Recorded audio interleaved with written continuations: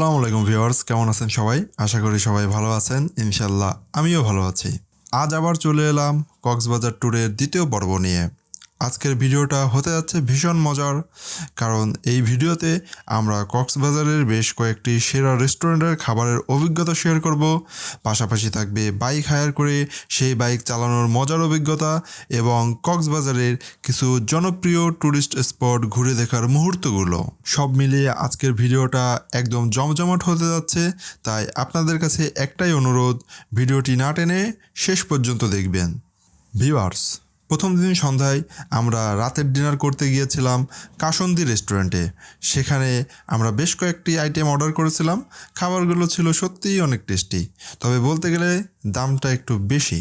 কিন্তু যদি খাবারের দামের বিষয়টি একটু পাশে রেখে দেন, তাহলে এখানকার পরিবেশ আর খাবারের মান আপনাকে অবশ্যই মুগ্ধ করবে। ভালো খাবার আর সুন্দর পরিবেশ উপভোগ করতে চাইলে কাসন্দি রেস্টুরেন্ট নিঃসন্দেহে একটি ভালো অপশন। রাতের ডিনার শেষ করে আমরা ফিরে এলাম আমাদের হোটেলে। কিছুক্ষণের জন্য উঠে গেলাম হোটেলের ছাদে। সারাদিনের সব ক্লান্তি যেন ওই ছাদে গিয়েই মিলে গেল। রাতের আলোয় সুন্দরভাবে সাজানো ছাদ আর আশপাশের পরিবেশ সব মিলিয়ে মুহূর্তটা ছিল সত্যিই মন ছুঁয়ে যাওয়ার মতো।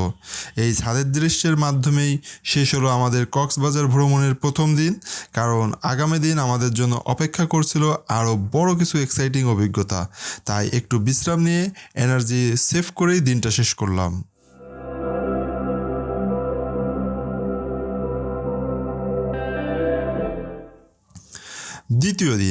দ্বিতীয় দিন আমরা দুপুরে লাঞ্চের জন্য গিয়েছিলাম কক্সবাজারের অন্যতম জনপ্রিয় শালিক রেস্টুরেন্টে। সেখানে খাবারগুলো ছিল বেশ মজাদার।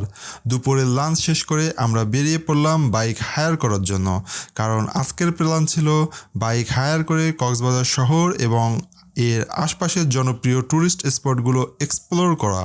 ভিউয়ার্স, বাইক হায়ার করার সময় কিছু গুরুত্বপূর্ণ বিষয় মনে রাখবেন। আপনি কত ঘন্টার জন্য বাইক ভাড়া নিচ্ছেন সেটার হিসাব আগে থেকেই পরিষ্কার করে নিন।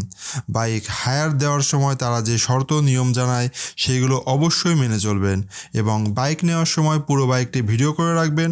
এতে করে আগে থেকে থাকা কোনো সমস্যার দায় আপনার উপর পড়বে না। তো ভিউয়ার্স, আমি সুজুকি কোম্পানির এই বাইকটি হায়ার করেছিলাম। বাইকটির ভাড়া ছিল 5 ঘন্টার জন্য 1000 টাকা, অর্থাৎ ঘন্টা প্রতি 200 টাকা করে। এছাড়াও আমি 2 লিটার তেল কিনেছিলাম, যার দাম পড়েছিল 280 টাকা, মানে লিটার প্রতি 140 টাকা। তেলের খরচটা মূলত নির্ভর করে আপনি কতটা রাইড করবেন তার উপর। যত বেশি ঘোরাঘুরি করবেন তত বেশি তেল খরচ হবে, এটাই স্বাভাবিক। তো ভিউয়ার্স, কথা বলতে বলতে আমরা চলে এলাম জাফলং।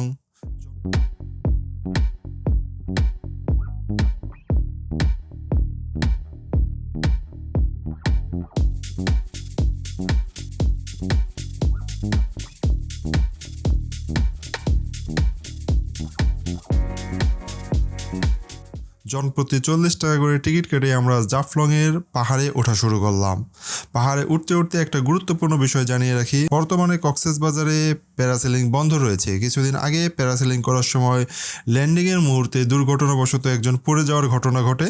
সেই কারণেই আপাতত প্যারাসেলিং বন্ধ রাখা হয়েছে। আমাদেরও প্যারাসেলিং করার খুব ইচ্ছা ছিল, কিন্তু দুঃখের বিষয় সেটা আর হয়ে ওঠেনি। যাই হোক, আমরা পাহাড় ট্রেকিংটা দারুণভাবে উপভোগ করতে করতে শেষ পর্যন্ত পাহাড়ের চূড়ায় পৌঁছে যায়। যেহেতু তখন প্রায় বিকেল, পাহাড়ের উপর দাঁড়িয়ে সূর্যাস্ত দেখাটা ছিল সত্যিই অসাধারণ।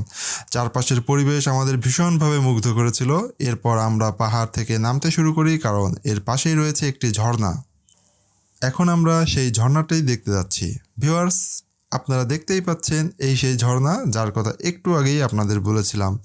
আসলে কক্সবাজারে এই জায়গাটিতে একসাথে ঝর্ণা, পাহাড় এবং সমুদ্র, এই 3টি জিনিসই দেখার সুযোগ পাওয়া যায়। যাই হোক, সন্ধ্যা নামতে শুরু করেছে, তাই এখন আমরা আবার শহরের দিকে ফিরে যাব। আমরা আমাদের বাইকটি পার্কিং থেকে নিয়ে সোজা শহরের দিকে রওনা হলাম, কারণ এবার আমাদের পরবর্তী গন্তব্য কক্সবাজার রেলওয়ে স্টেশন। শুনেছিলাম রাতের বেলা স্টেশনটি নাকি দেখতে খুব সুন্দর লাগে, তাই স্টেশনের উদ্দেশ্যে যাত্রা শুরু করলাম।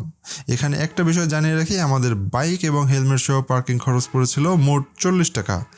এর মধ্যে বাইকের জন্য 20 টাকা আর হেলমেটের জন্য 20 টাকা। ভাবলাম বিষয়টা আপনাদের সঙ্গে শেয়ার করি, হয়তো আপনাদের কাজে লাগবে। কথা বলতে বলতে আমরা পৌঁছে গেলাম কক্সবাজার রেলওয়ে স্টেশনে। স্টেশনটি দেখতে সত্যিই খুব সুন্দর, যতটা শুনেছিলাম তার থেকেও বেশি সুন্দর লেগেছে। আমরা এখানে কিছুক্ষণ ঘোরাঘুরি করলাম এবং কয়েকটি ছবি তুললাম। এখন আমরা আবার হোটেলের দিকে রওনা হব, কারণ আমাদের বাইকটি ফেরত দিতে হবে। তাছাড়া আমাদের 5 ঘন্টার সময়ও প্রায় শেষের দিকে চলে এসেছে।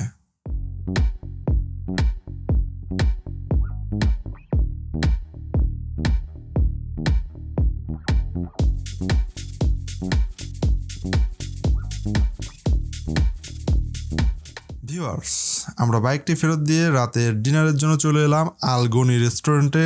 কক্সবাজারে যেসব রেস্টুরেন্ট নিয়ে সবচেয়ে বেশি হাইপ রয়েছে তাদের মধ্যে এটি অন্যতম। এখানকার খাবারগুলো সত্যিই বেশ মজাদার ছিল। আমরা এখান থেকে lobster, kacchi biryani, cold coffee এবং থাই স্যুপ অর্ডার করেছিলাম। তো ভিউয়ার্স, আজকের ভিডিও এই পর্যন্তই। আবার দেখা হবে পরের ভিডিওতে, কারণ এর পরের পার্টটা আগেরগুলোর চেয়ে আরও বেশি এক্সাইটিং হতে যাচ্ছে। ভিডিওটি যদি ভালো লেগে থাকে তাহলে অবশ্যই একটি লাইক, কমেন্ট এবং শেয়ার করবেন। আর এমন আরও সুন্দর ভ্রমণ ভিডিও দেখতে চ্যানেলটি সাবস্ক্রাইব করে রাখুন।